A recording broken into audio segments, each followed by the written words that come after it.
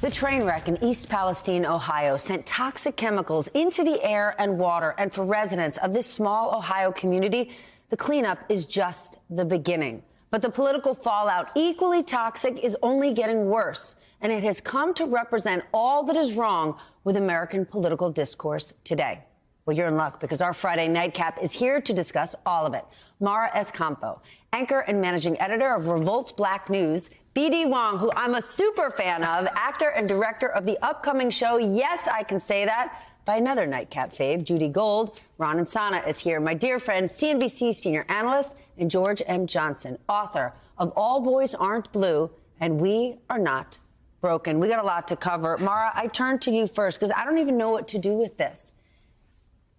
We are seeing Donald Trump and Republicans attack President Biden, saying he's not helping East Palestine because it is a rural white community. He would do so much more if it was an urban black community. That's not even true.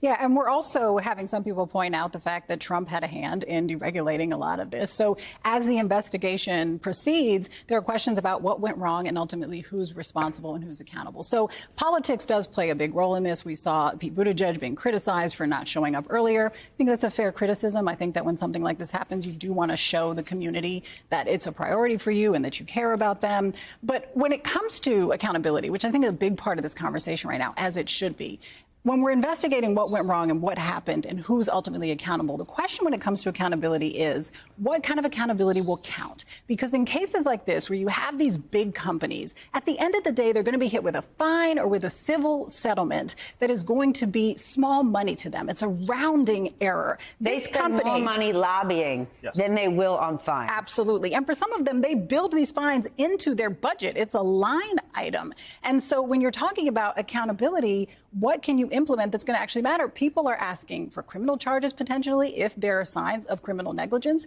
And so I think that's a bigger conversation to be had, because regulations are one thing, but they only really matter if they have teeth. And if it's a, drop in the bucket, then people will just keep doing what they're doing. Or these fines get covered by insurance companies. Take us back to this, Ron, because again, a wider audience is hearing people like Donald Trump say, Joe Biden isn't showing up. He's not helping the American people. Remind our audience of what the Trump administration did, deregulation-wise, that put us in this risky position. And it's not just the Trump administration itself. Norfolk Southern, which, of course, is the rail line in question here, lobbied aggressively to make sure that certain restrictions on railroads, particularly freight railroads, were rolled back. That is their core business.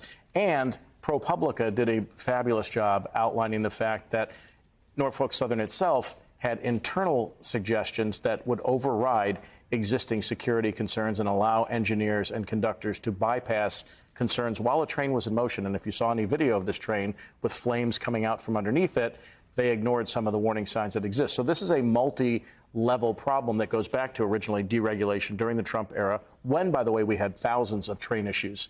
No one visited any locations during that period when these things happened. And now blaming Pete Buttigieg or blaming Joe Biden is extremely convenient because it happened while they were in office, but has nothing to do with the root cause. Joe Biden also, by the way, was in Ukraine when he was being criticized for not going to East Palestine, Ohio, where there's a major global conflict going on. So what Ron and Mara just did was something novel.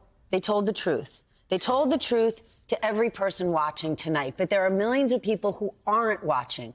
What do we do with that, George? The fact that I go back to Donald Trump telling people, well, Biden wanted to help a poor white community.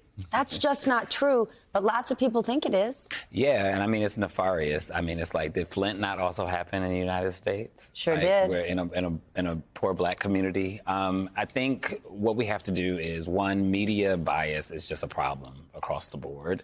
I think we have to sit at tables like this and just be truth tellers.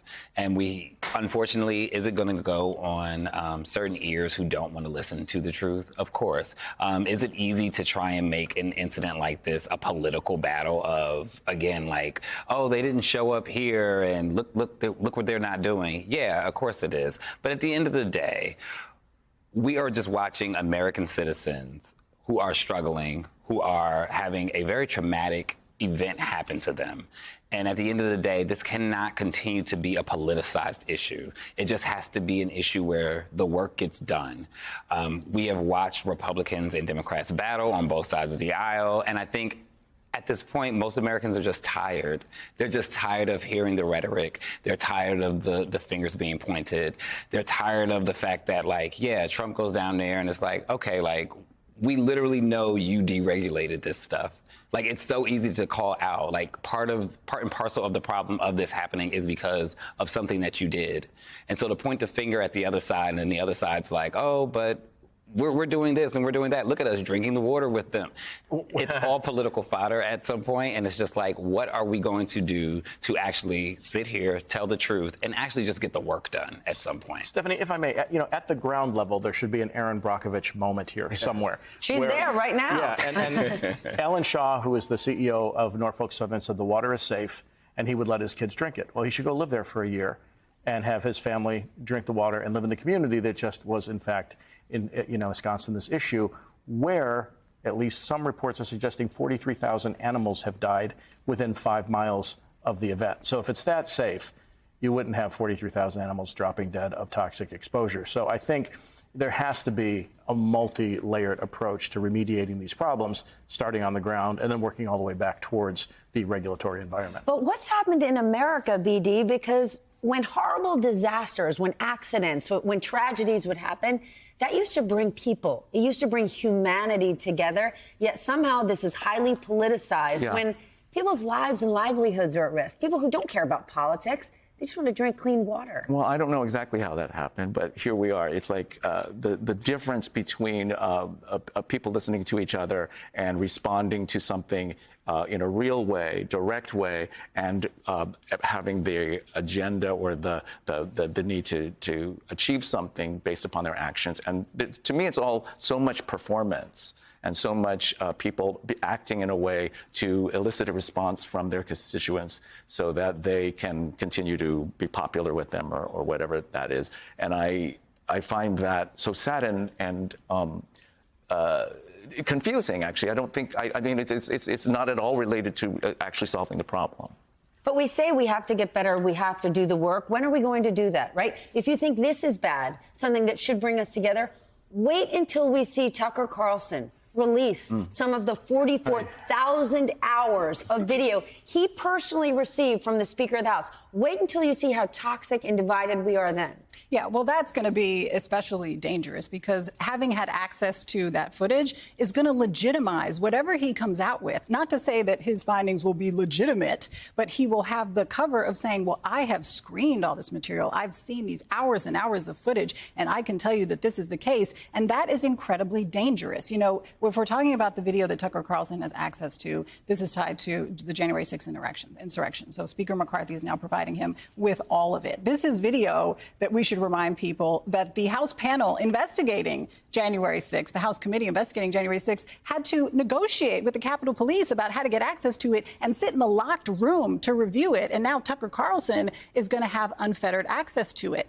Just because January 6th didn't succeed on January 6th doesn't mean that that type of thing couldn't succeed again in the future. We're at a very dangerous, precarious time, and it seems to only be getting more divided, more polarized, and more dangerous. You have Marjorie Taylor Greene now calling for a national divorce, which is, you know, a cute euphemism for a civil war.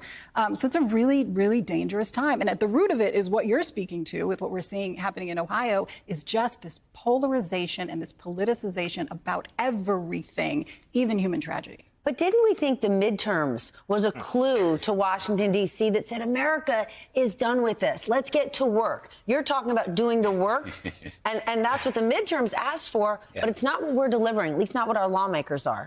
No. Unfortunately, one thing I've learned is that, especially with white people in power, they would rather burn everything down than before they would. I mean, it just is what it is, right? Like, they would literally, they could watch themselves lose, watch themselves like make decisions that are against this country, but for the sake of power would continue to just torch everything, including themselves. Literally, they were willing to die.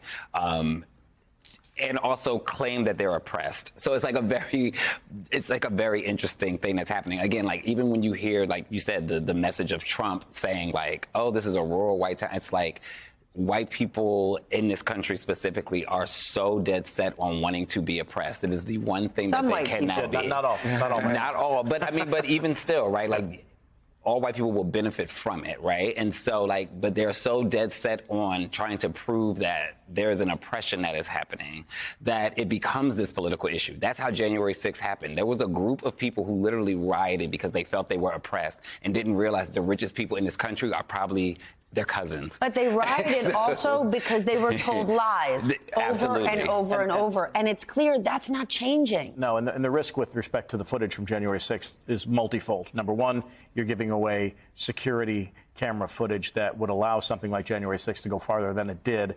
Number two, every media outlet, every news outlet should have equal access to that information if indeed it's being released by the government. And you cannot do selective release. Now, everything's been leaked to selective organizations over time, but when you have something that important, that broad, that deep, it should not be handed to one individual, particularly the individual it's being handed to, who has a long, long history of lying directly to his audience, as do the other 2 or 3 members of their primetime lineup.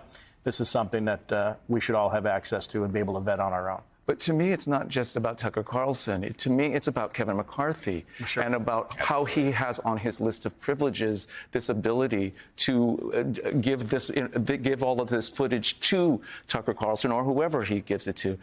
That kind of blows my mind. He's declassifying it for all intents and purposes. Yes, and it's also about what you're talking about, which is the playing dirty thing. Yeah. He doesn't care how it looks or what the ramifications are or how ethical or unethical it seems. He's just going to do what he wants his outcome to serve his outcome. But it also speaks to how weak he is politically. I mean, this is the weakest speaker in modern political history. So I think we're going to see a lot more actions like this because he has to do whatever he has to do to appeal to the far right of the party because it only takes one to call for a vote to remove him from office. Yeah. I mean, that's an incredibly weak position to be in. It is. But right now, he has a very strong hand in just the fact that he is the Speaker of the House. None of us are. And he's handing this footage over to one single individual. And in all of this, I do want to remind our audience what this original story was about, the residents of East Palestine. These are people who just want to know if it's safe to drink the water, that they and their kids have a future. It is what all of us want.